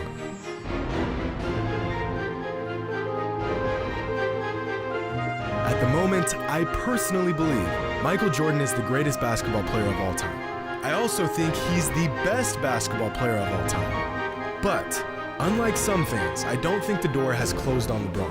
I think that if LeBron can continue to dominate the league for a few more seasons and continue to shatter our previous notions of what we thought was possible in a single NBA career, I think that he has a chance to retire as the greatest player of all time. But of course, only time will tell. And fortunately for LeBron, time seems to perpetually be on his side. So, interesting analysis there, a little bit favoring LeBron a lot more. Clearly, I don't believe this individual has seen the previous video that we went over with all the advanced statistics. All right, let's move on now to another video here which addresses something that definitely needs to be addressed, which obviously basketball is a team sport. Some people argue that Jordan wouldn't have won as many games or as many championships if he didn't have his particular team. And similar things have been said about LeBron in both directions and Jordan in both directions. So the best video I found that included this information in a concise fashion was BTM Basketball Time Machine's channel, which is Sean David's channel. Very well done. Let's listen to this clip here. And the first criteria that we're going to take a look at is 6 of 6 versus 4 and 6. Now, this is very often the argument you hear in conversations when comparing Michael Jordan to LeBron James, and rightfully so. Now, to put things in the right perspective, it's incredible that a player makes the NBA Finals 10 times. But here is where we have to look very close. How did LeBron James actually accomplish this? First, he was playing in the very weak Eastern Conference. This was at a time where you only had 2 to 3 solid teams in the East, and all the good teams literally played in the Western Conference. Then number 2, apart from the year where LeBron James took the Cleveland Cavaliers to the NBA Finals in 2007, he always had at least 2 other superstars on his teams. When he played for the Miami Heat, he played alongside Chris Bosh and Dwayne Wade, who at that time were 2 of the top 10 players in the entire NBA. Oh, and did you ever hear about a guy called Ray Allen? Then he played for the Cleveland Cavaliers with Kyrie Irving and Kevin Love, again 2 other top 10 players. Then with the Los Angeles Lakers, he played with Anthony Davis. But I mean, come on, it was the bubble. Last year, LeBron James was kicked out of the playoffs in the first round, which looked a little something like this. It is the first round series that LeBron James has lost in his career. Michael Jordan made it to the NBA Finals 6 times in 15 years. LeBron James, 10 times in 18 years. MJ never lost in the NBA Finals. Michael Jordan retired at the peak of his career, which means maybe if he would have continued, he would have made at least 1 or 2 more final appearances. Anyway, no matter what LeBron James will do, his record here will never look as impressive as Michael Jordan's. Because the most impressive feat is if you're undefeated. The shame of The Last Dance, as Michael says, is we didn't get the chance. Jalen and everybody else listening who's ever played basketball on the playground knows this. Winners keep playing. Winners don't stop. Winners don't get replaced. The winner keeps playing. We got next. They didn't have next. That's the shame of The Last Dance, as Michael puts it. And he has told me this a million times. I said, well, aren't you satisfied with being 6-0? No, I wanted to run it back. Run it back is a phrase that translates in any language. You stay on the court if you are the winners. And the next criteria that I have on my list are the accolades. Now again, we have to make sure that we mention that LeBron James' accolades are sensational. I mean, the guy was a multiple MVP, NBA champ, multiple All-Star. He won almost everything you can win as a basketball player. But again, and this is a fact, Jordan won more accolades in less years. LeBron will never be able to compete with MJ in this category. Since LeBron is already in his 19th season and Jordan won more accolades in his 15 years, we just have to take a look at this picture to see what I'm talking about. But Jalen Rose had a very interesting rating system in one of his episodes, which objectively shows that Jordan is realistically not surpassable by LeBron James.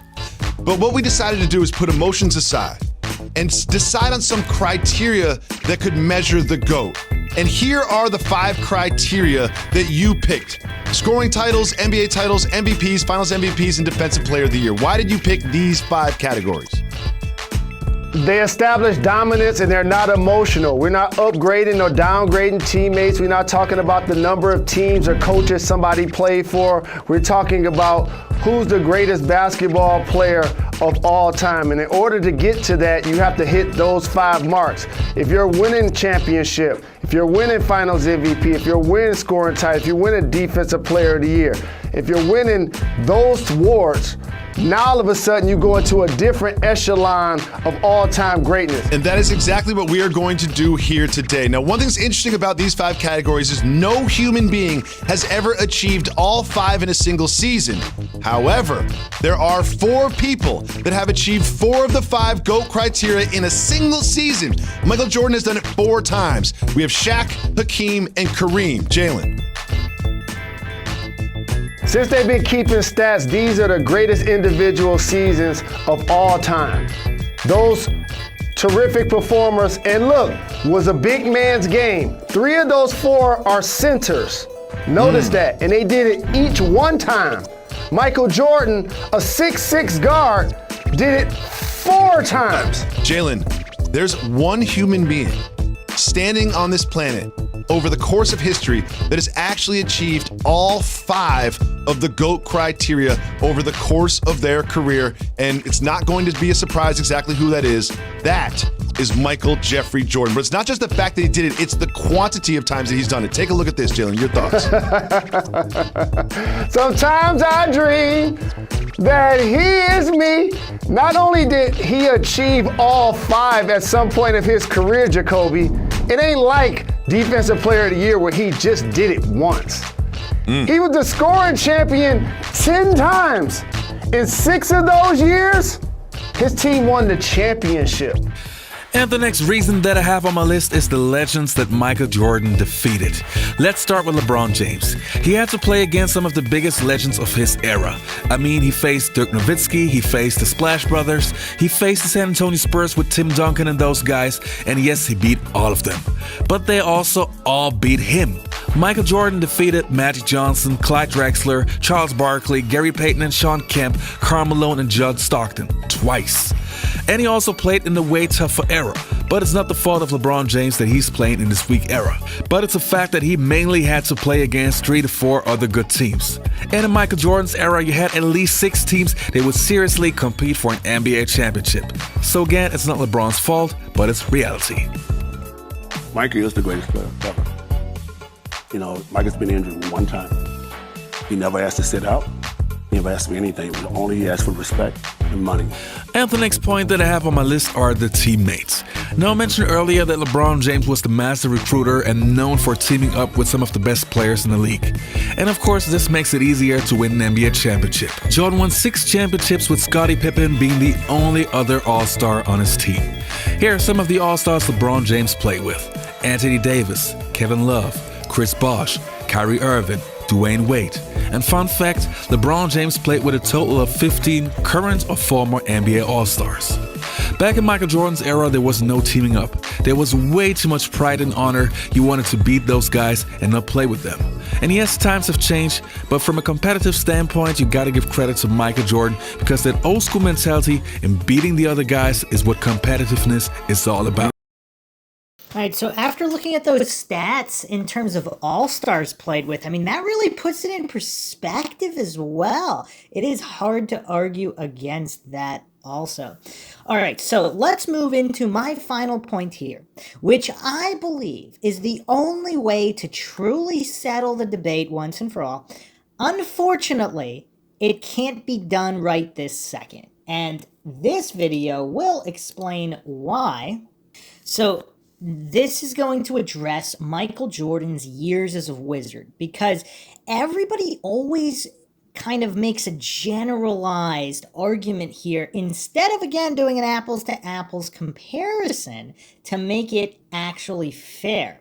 So let's go to Johnny Arnett's channel now for Michael Jordan's underrated years as Wizard. The words Michael Jordan and underrated may seem like ludicrous to have in the same sentence. After all, he is one of the biggest icons in sports history and is recognized by most as the NBA's greatest player of all time. But when it comes to MJ's days with the Wizards, there is no question in my mind that those years are vastly underrated, and I believe by the end of this video, you'll be convinced of it too. When we take a look at Michael Jordan's career as a Chicago Bull, you'll see a resume of winning, excellence, and dominance. He was clearly the best player in the league just about every year he played, and he was the best player on both sides of the ball, just about every time he set foot on the court. This is the ridiculously high standards that Michael had set for himself and that we as the fans had become accustomed to seeing from him. The Michael Jordan we knew in Chicago was always winning either MVPs, championships, or scoring titles. And this is exactly why so many people either underrate or have forgotten completely just how remarkable Jordan's stint was as a Washington Wizard. So what exactly are all the different reasons why people choose to overlook these seasons? Well, for one, as I just mentioned, the bar was set absurdly high by his Chicago Day standards. Number two, some believed his return tarnished the perfect ending of his career in Chicago. And number three, the bitter ending of Jordan's relationship with the Washington Wizards organization. After Jordan retired as a player from the Wizards, Jordan assumed that he would be able to return to his front office position as director of basketball operations with the Wizards. Unfortunately, that was not the case. Soon after Jordan's retirement as a Wizards player, Washington's Wizards owner Abe Pollin fired Jordan as the team's president of basketball operations. Jordan's previous tenure with the Wizards front office had produced mixed results. Many of Jordan's decisions as an executive did not pan out, including his decision to draft Kwame Brown straight out of high school, who ended up being a bust and was traded just 4 seasons after Jordan had drafted him. Jordan later stated that he felt betrayed, and that if he had known that he would be fired upon retiring as a player, he would have never come back to play for the Wizards in the first place. Regardless, Jordan had returned to play 2 years for the Wizards, and despite the fact that those 2 seasons failed to live up to his glory days in Chicago, and despite the fact that those 2 seasons ended in a bitter firing, those seasons were still utterly remarkable, and in my opinion, they are 2 of the most underrated seasons in NBA history. So at this point, sit back and enjoy as I break down the astonishing details about Jordan's underrated years with the Wizards. When Jordan had retired from the Bulls at the end of the 1998 NBA season, Jordan claimed he was 99.9% sure he would never play in the NBA again. As we all know, that 0.1% chance prevailed, and Jordan returned to the game he loved. Jordan's passion for the game was seen immediately upon his return, as he announced that all of his earnings from these upcoming seasons with Washington he would be donating to disaster relief funds for the 9/11 attacks in New York. After being completely apart from competitive basketball for 3 full seasons, Jordan was returning as a 38-year-old who was trying to get back into basketball shape. The comeback had plenty of physical obstacles as well. Jordan was heading into his return dealing with tendinitis in his wrist and in both of his knees. During a pickup game that offseason, Ron Artest had broke 2 of Jordan's ribs while playing physical defense on MJ. Jordan would also go on to have fluid drained from his knees multiple times throughout that year. Michael Jordan was joining a Wizards team who had finished the previous season with the 3rd worst record in the entire NBA at 19-63, despite the fact that they were playing in a much weaker Eastern Conference. They also had the 2nd worst defense in the league in terms of opponents' points per game. They weren't just a lottery team, the Wizards were coming off of their worst season in franchise history. The deck was stacked against him, and Jordan and the Wizards' 0-1-0-2 season got off to a slow start at 2-9, but they began to figure things out and went on a 9-game winning streak to improve their record to 14-12. Just 2 games later, Jordan had his worst performance of his return, shooting 2 for 10 from the field, finishing with only 6 points and losing by 27 points to the Indiana Pacers. Jordan was ice cold that entire game, and due to that, Michael's coach Doug Collins played Jordan in a reduced role, finishing the performance with only 25 minutes played. Jordan's 6-point game meant that his all-time great streak of 866 games with at least 10 points had come to an end. This poor performance and reduced minutes led Jordan to question his coach's faith in his abilities. You know, that bus is lonely as a coach when you're sitting there after you've got your head handed to you. So I was sitting on the bus, and actually Michael had hired me. He was the part owner and president GM, hired me to be the coach, and then he came back to play. I'll never forget this moment ever as coach. That this to me was greatness. He got on the bus and he said, "Scoot over." And he looked at me and he said, "Do you think I can still play?" And I said, "Absolutely. That's why I'm here, to be here to help you." He said, "You know, to be my coach, you have to believe in me and believe I can still play." And I said, "Michael, I believe in you." We play the New Jersey Nets the next night. And Michael scores the first 3 times he has the ball. Byron Scott takes a timeout. And Michael comes over and says, "I want the ball right there the rest of the game, and don't take me out till I tell you." And so that's fine by me. So with 2 minutes to go in the game, he gives me the sign like, "That's enough." I take him out of the game. He walks over to the bench. I said, "Michael, what happened tonight?" He said, "Well, the guy who was guarding me was told me his back was hurting. Don't ever tell me you got a problem." He said, I'll make you pay for that." 51 points later. 51 points at age 41. He came back the next game with 46. And he looked at me and he said, "I told you I could still play." Jordan responded in the following game the way a champion responds. He proved beyond a shadow of a doubt that he could still play in this league. Jordan was torching the Charlotte Hornets, playing like a man possessed. He scored 51 points on 55% shooting, adding 7 rebounds, 4 assists, and 3 steals. Jordan continued his dominance into the following game, scoring an efficient 45 points, 10 rebounds, and 7 assists on an extremely talented New Jersey Nets team that went on to the NBA Finals that season. With these remarkable performances, Jordan became the only player in NBA history to score 50 points in a game in 3 different decades. No other player in NBA history has even done 40 points in a game in 3 different decades. So let's take a moment here to compare highest scoring games. So let's take out of the equation, even though it's not really apples to apples because LeBron is playing in a much softer era. But let's take that out of the equation. Let's just look at their top scoring games. So Jordan's top scoring game is 69 points.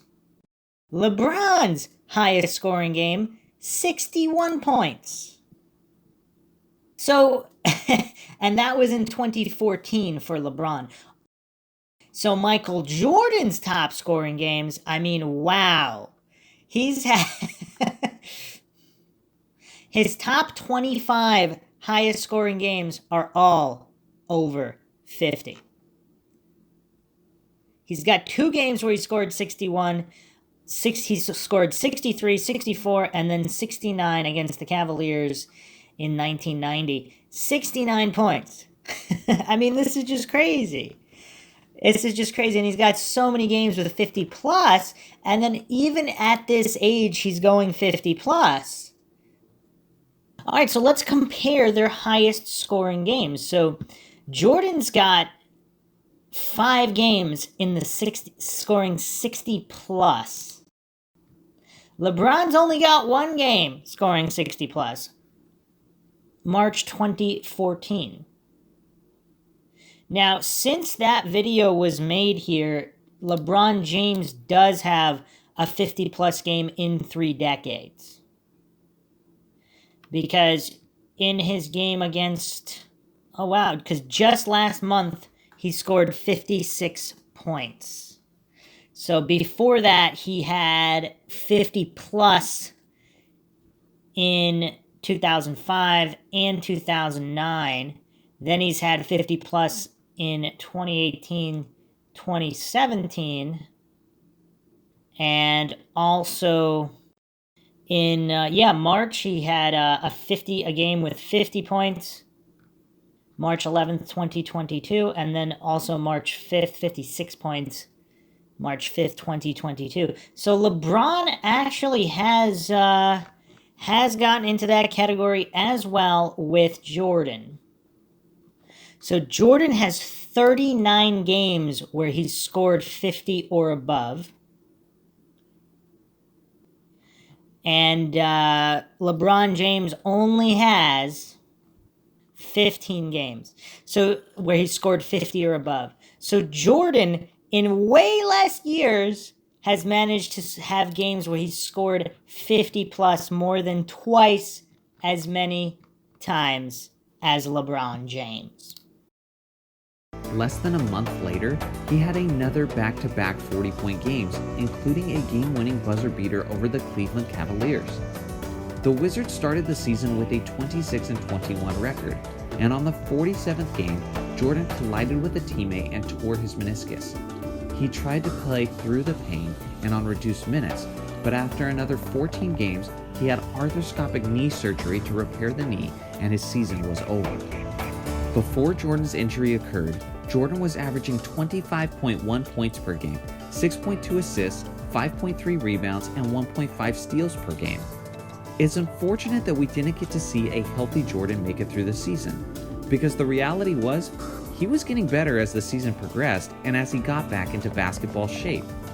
In his last 20 games leading up to his injury, Jordan was averaging 27.5 points per game, 6.4 assists, 5.2 rebounds, and 1.3 steals per game on 44% shooting. In his last 10 games leading up to the injury, Jordan was averaging 29.7 points, 6.6 assists, 6.1 rebounds, 1.2 steals on 47% shooting.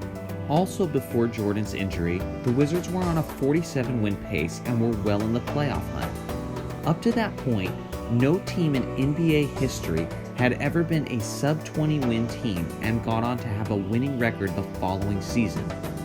Jordan had the Wizards well on their way, up until the meniscus happened. Something else to consider is that the Wizards' second option, Richard Hamilton, missed 5 weeks of their 26-21 stretch due to Hamilton's groin injury. After Hamilton healed and returned to the floor, the Wizards went on a remarkable 15-1 streak while they had both Jordan and Hamilton healthy on the floor. When you add all of this up, you begin to realize that not only did Jordan take one of the worst teams in the league and make them competitive, but had it not been for his knee injury, the Wizards would have had a legitimate shot at the first seed in the Eastern Conference. Not only was MJ getting better offensively as the season went on, but his defensive impact was getting better as well. Remember how the 2001 Wizards had the second worst defense in the league in terms of opponents' points per game? Jordan was the Wizards' only significant addition to their 2002 season, and at the time the knee injury had occurred, he had improved the Wizards to the 6th best defense in opponents' points per game, allowing only 92.2 points. In Jordan's last 35 games leading up to the injury, the Wizards were allowing only 90 points per game, on pace to have them ranked 3rd overall defensively in the entire NBA. In the 15-1 stretch that Jordan and Hamilton were both actually healthy and on the floor together, the Wizards were allowing just 86.3 points per game, which was by far the best defense in the entire league. The Miami Heat finished as the number 1 defense that season, allowing a higher 88.7 points per game. If Jordan and Hamilton had been able to remain healthy for the duration of the 2002 season, they may have finished with the best defense in the entire NBA. Again, with Jordan being the only major addition, the Wizards went from the 2nd worst defense in the league to one of the best the NBA had to offer. That's the effect a 38-year-old Michael Jordan had on a lottery team. And again, let's compare. Let's throw 38-year-old LeBron James with this Wizards team. How would he do? After Jordan's knee injury and eventually the termination of his season, the Wizards absolutely imploded, winning only 11 of their next 35 games. After Jordan's injury, the Wizards allowed an average of 96.8 points per game, which would rank them in the bottom half of the league at 19th. With Jordan being the only significant addition to the Wizards roster between the 0-1-0-2 season, the Wizards roster improved 16 wins. Outside of Jordan, the 2002 Wizards' only additions were 5 bench players, who each played few minutes.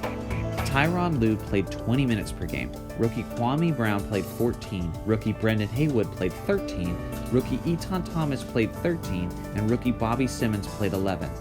Again, the addition of Jordan was the only significant addition, and the team was transformed defensively and won almost twice as many games as the year before. Jordan was still dealing with injuries heading into the following season, and because of this, Jordan started the first 15 games of the 2002-2003 season coming off of the bench. In his second season in Washington, Jordan was the only Wizard to play all 82 games, and he was 40 years old.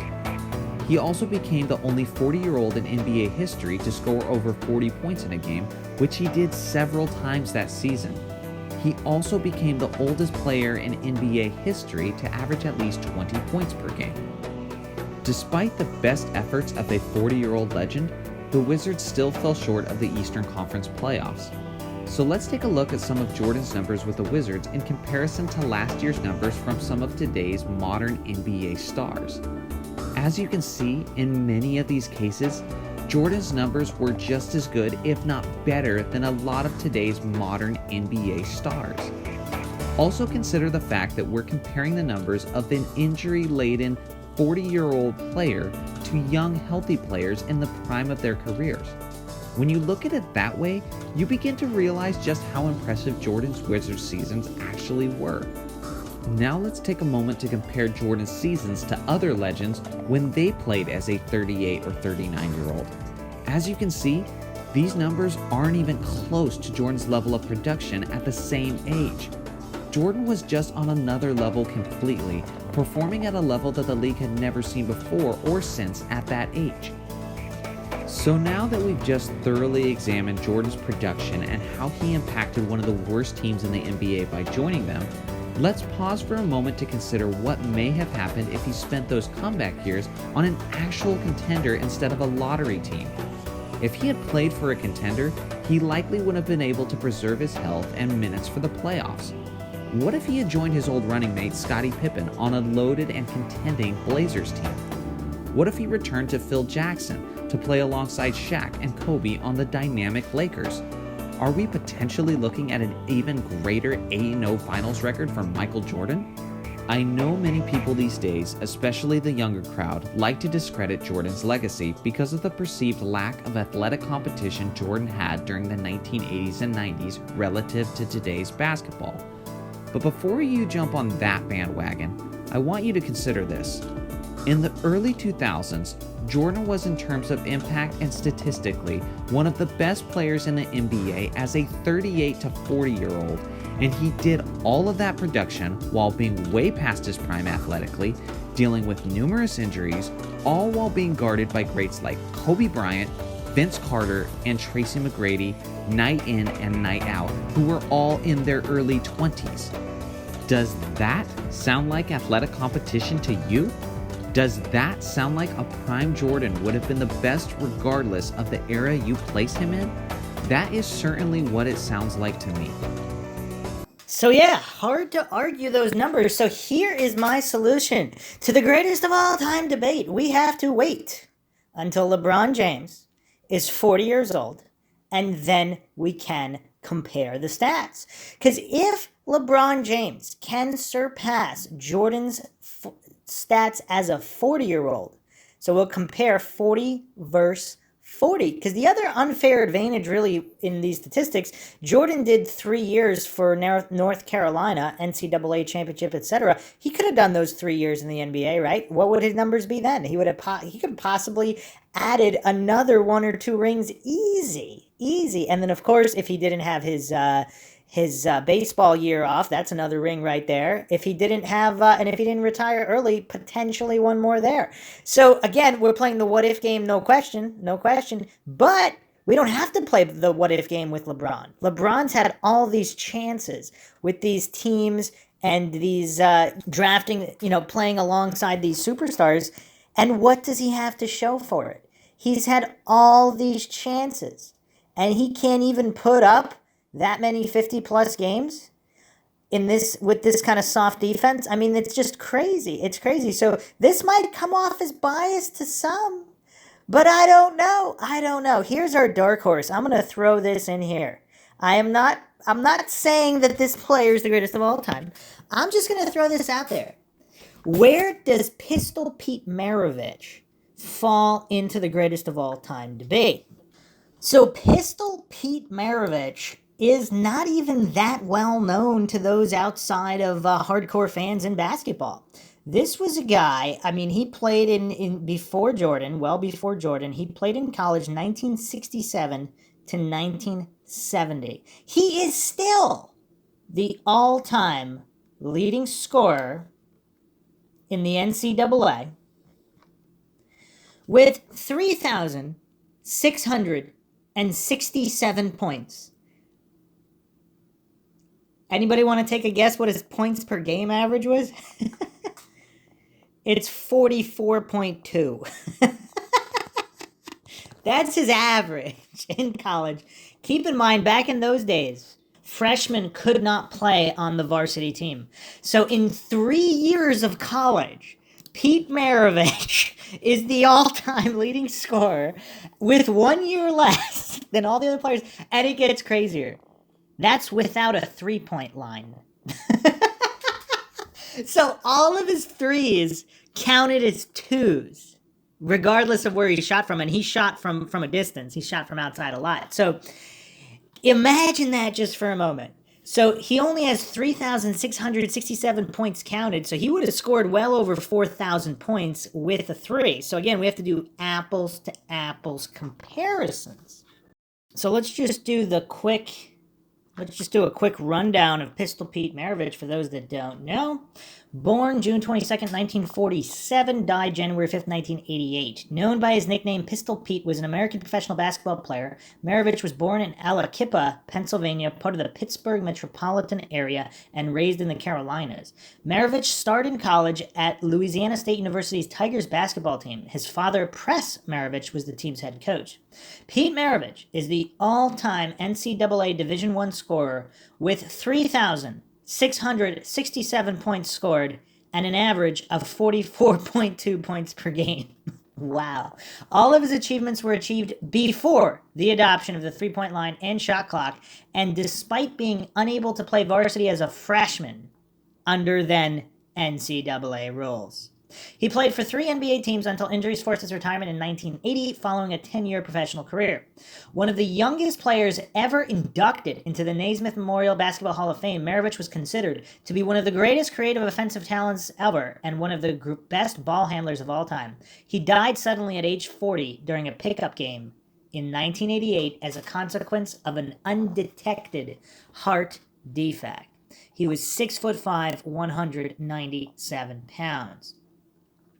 Career highlights: he was a 5-time NBA All-Star, 73, 74, 77 through 79, 2-time All-NBA First Team, 76, 77, 2-time All-NBA Second Team, 73, 78, NBA All-Rookie First Team in 71, Scoring Champion, 77, NBA 50th Anniversary Team, NBA 75th Anniversary Team, number 44 retired by Atlanta Hawks, number 7 retired by Utah Jazz, number 7 retired by New Orleans Pelicans, 2-time National College Player of the Year, 69 and 70, 3-time Consensus First Team All-American, 68 through 70, 3-time SEC Player of the Year, 68 to 70, 3-time NCAA Scoring Leader, 68 to 70, NCAA Division I All-Time Leading Scorer. And okay, so his career stats: he's got 15,948 points. This is from in the NBA, 24.2 average, 2,747 rebounds, 4.2 average, assists 3,563, 5.4 average. So just to illustrate this guy's shooting ability, I'm going to read this article. I mean, it's a few years old. It's by Shane Asadera on Sport.1. The better scorer, Pete Maravich or Steph Curry? Ever since he was in college, Curry has been compared to the great Pete Maravich. The main reason for the comparison is Curry's ability as a pure scorer. Curry led the nation in scoring during his final season at Davidson, and his scoring outbursts were often likened to the ones produced by the man they called Pistol in the 1960s. Maravich led the nation in scoring in each of his 3 seasons at LSU. The Pistol is considered as one of the greatest offensive talents the game of basketball has ever seen. No one has been able to score in college like Pistol Pete did, not even Curry. When he played in the NBA, though, it became a different story. While Maravich led the NBA in scoring once in his career, he never averaged the same ridiculous numbers in the big league. Still, he was one of the best scorers of his era. Curry, meanwhile, is one of the NBA's top gunners. He and backcourt partner Klay Thompson have been dubbed as the Splash Brothers because of their ability to put points on the board. Curry is considered as one of the greatest shooters ever, if not the greatest, given his range and accuracy. But is he the better scorer than Pete Maravich? Different rulebook. Stephen Curry is the best pure shooter today and is perhaps the best we've seen in this generation. But before we put him on the same NCAA pedestal as Pete Maravich, let us remember first that back in the 60s, college basketball had a different rulebook. If you watch Pistol Pete's highlights at Louisiana State, notice that there is no three-point arc on the basketball court. Yep, every basket that Maravich scored was just worth 2 points, whether he shot the ball from 20, 30 to even 40 feet away from the hoop. In the absence of the three-point line, didn't stop Pete Maravich from hoisting up long-distance bombs. He just kept on shooting the leather and scored almost at will. Given that he averaged 44.2 points per game at LSU, we can only imagine what his scoring average would have been had there been a three-point line back then. Over 50? Benefiting from the three-point shot. On the other hand, Stephen Curry thrived with the three-point shot. In 3 seasons at Davidson, Curry averaged 4 three-pointers made per game. Considering he averaged just 4.4 two-point makes per outing, Curry virtually lived by the three-pointer. 54% of his shot attempts per game were from beyond the arc, and with him making .412 of his trifectas, he became a super scorer in college. This brings us to our next point. Even with the three-point line, Stephen Curry only averaged 25.3 points per game during his collegiate career. We said only because Pete Maravich averaged an astounding 44.2 points per game during his 3 years at LSU. That's almost a 20-point scoring difference per game in favor of Pistol Pete without the benefit of the three-point line. As we said, we can only imagine Pistol Pete's scoring average would have been had there been a three-pointer during his time. But on the other hand, we can compute Stephen Curry's college scoring average without the benefit of the three-point shot. That would be a better comparison, not on the same level. Curry made 4 three-pointers per game on average. That meant he scored an extra 4 points per game because of the three-point shot. Take that number away from his college career scoring average of 25.3, and that would result to a 21.3 point per game scoring average. That's just half of what Pistol Pete scored per game. That's one hell of a difference right there. If you translate that to college career point totals, Pete Maravich still tops Stephen Curry, even if the latter played in more collegiate games than Pistol. Steph scored 1,032 fewer points than Pistol Pete in 21 more games played. Curry never scored at least 1,000 points in a single NCAA season. Maravich topped the 1,000 point mark in each of his 3 years in college. Maravich is the all-time leading scorer in college basketball history. In the top 10, only he and Oscar Robertson played in less than 4 years and appeared in less than 100 games. Robertson's 33.8 collegiate scoring average was the closest to Maravich's numbers, and it was even more than 10 points fewer. Curry isn't even in the top 25 of the NCAA scoring list, but that's because he played in just 3 seasons while most of the players on that list played out their eligibility. Among the 25 collegiate scorers, only Maravich, Robertson, Elvin Hayes, and Larry Bird played in 3 seasons. So for Curry to be close to the company of these Hall of Famers speaks a huge deal about his scoring prowess. It's just not in Pistol Pete's level. Closer in the pros. While Maravich versus Curry is a mismatch individually in college, the same cannot be said in the pro ranks. If we put them on equal footing, using per 36-minute averages, Maravich is at 23.6 points per game, while Curry is at 24.0 points per game. Again, Maravich supporters would point at Curry's career average of 3.5 three-pointers per game as the reason, hence giving Pistol Pete a slight scoring average edge over Steph Curry. Excluding Pistol's 1980 postseason appearance with the Celtics, his playoff scoring average was 25.47 points per game. Curry, meanwhile, is a career 26.2, including 4.2 three-pointers made per game. Again, even if we subtract the three-point shooting difference, there isn't too much disparity between the two, but still Maravich would have the slightly better scoring numbers. But while Pistol Pete may have better scoring numbers than Curry, Maravich never played alongside 3 other All-Stars on his team. Curry currently shares the floor not only with Splash brother Klay Thompson and Draymond Green, but also with Kevin Durant, who is one of the most gifted offensive players of any generation. Playing Durant has taken some of the scoring load off Curry. As a proof, Curry averaged a career-high 30.1 points per game this season before Durant arrived. Since Durant began playing for the Warriors, Steph's scoring as well as his shot attempts have naturally dropped. Even before Durant came, Curry had to share the ball with Thompson and Green, making it not impossible for him to score as he pleased. The better scorer. So who is the better scorer? In the college ranks, a comparison between the two is blasphemy. in the NBA, it's pretty even, except that if Pistol Pete had the three-point line, he could have easily outscored Curry by a significant margin. The NBA first introduced the three-point line during Pistol Pete's final and injury-plagued NBA season, where he played just 43 games, split between Utah and Boston. Maravich took a total of 15 three-pointers during the season, and he made 10 of them for a 67% three-point shooting average. While 15 may not be a gauge of how he would have shot had he had the three-point arc during his entire NBA career, it was an indication of how good an outside shooter Maravich was and how good a three-point shooter he would have been. Whether he would have been better than Curry from beyond the arc or not, we will never know, and we can only imagine. But the point here is the three-point shot would have given Maravich an extra window to boost his scoring output, just as it has boosted Curry's numbers. Another thing to consider, which people don't really consider too much, is Pistol Pete was simply ahead of his time by a lot. Nobody really had the style of play. I mean, Pistol Pete was, I'm not comparing them overall, just in terms of style of play. Pistol Pete was like the Jordan of his era in terms of nobody had that kind of trick style, super athletic, coordinated style that Jordan kind of made famous, and Magic Johnson to an extent as well. But Pistol Pete was kind of like the OG, and he just was unstoppable. His accuracy was just incredible. His game IQ, incredible. The thing is, he didn't really care about defense. So he can't ever touch Jordan on defense. But a lot of his teammates didn't understand his style of play. They just weren't prepared for his style of passing. He had all these trick passes and all these things. They couldn't handle it. So that, of course, did not lead to team success in the NBA regarding Pistol Pete Maravich. Now, comparing seasons, and for those who think it's blasphemous, in his 76-77 season with the NBA, he led the league in scoring, averaging 31.1 points per game.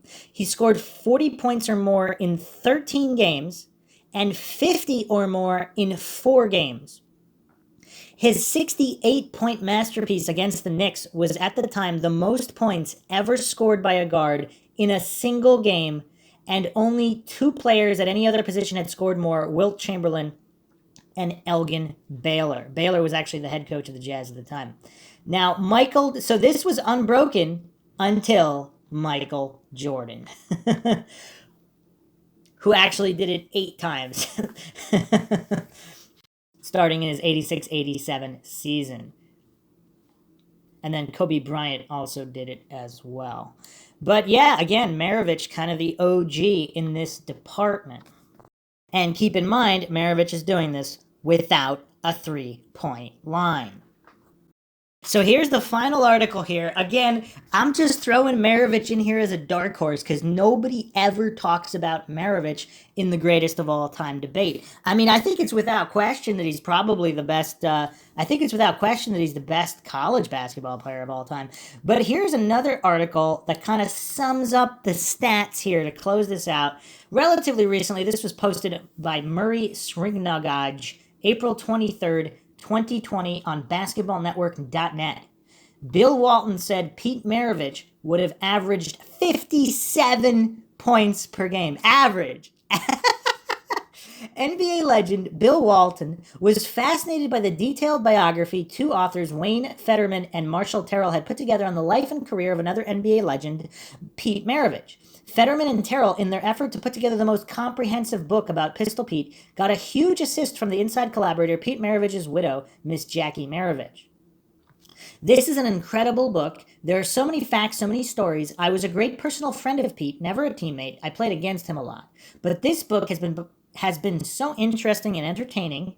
This book has captured my imagination that I have put everything else aside as I just powered through this every day. Bill Walton. Walton, who had played in the NBA from the 74 to 75 season until the 87 to 88 season, had won the NBA championship rings with the 76 to 77 Portland Trail Blazers and the 85 to 86 Celtics, shared his overall delight with the detailed book while also offering the memory of some vintage moments he had with Pistol Pete.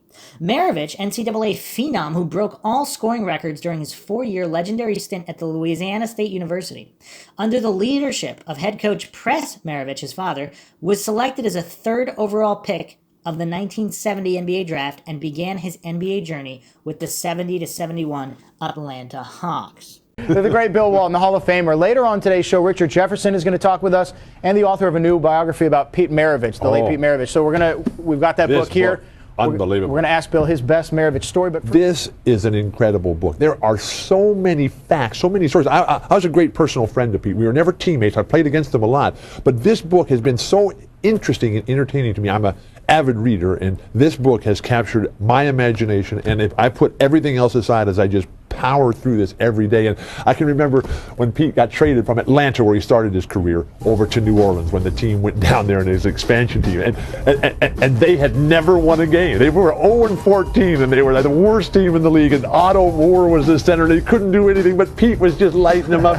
And the Portland Trailblazers, we go in there. We had a team, and it was not the championship team, but we had a good enough team. And we were pounding them early, way up at halftime. And Pete in the second half just takes over. And he goes absolutely wild. He's playing 1 against 5, and he's up and down the court shooting jumpers, hooks, full court behind the back passes through guys' legs. He's just everything. And at the very last play of the game, we're up 1, and Pete dribbles up.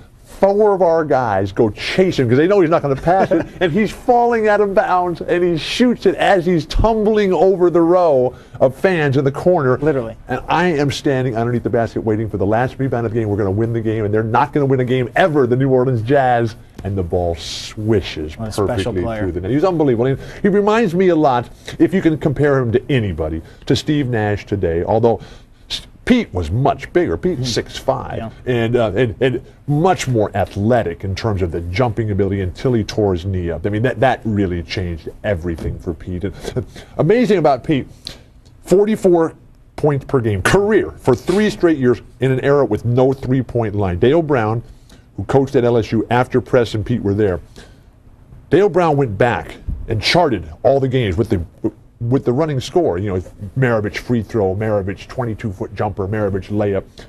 And he calculated that with the current college three-point rule at 19.9, Pete Maravich would have averaged 13 three-point makes per game, which would have given him a career average of 57 points per game under today's rules. That guy is unbelievable. We love him. We missed him terribly. What a great friend. What a great human being. The late Pete Maravich, and his wife gave some access that she hadn't before to any author. So it really is a great read. We're going to have, again, the author on in a moment. And check this book out, Maravich, by Wayne Fetterman and Marshall Terrell. I know it's going to be on another segment, but the pictures, the stories, the history.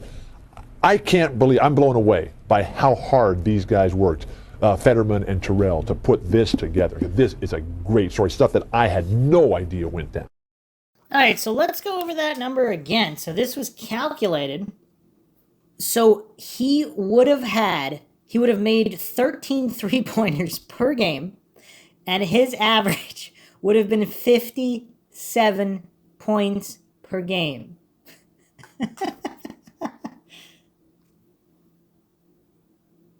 So again, in his most productive season, the 76-77 season, he scored 40-plus points on 13 occasions, 50-plus points on 4 occasions, again, without a three-point line. And he also had his 68-point game against the Knicks in 77.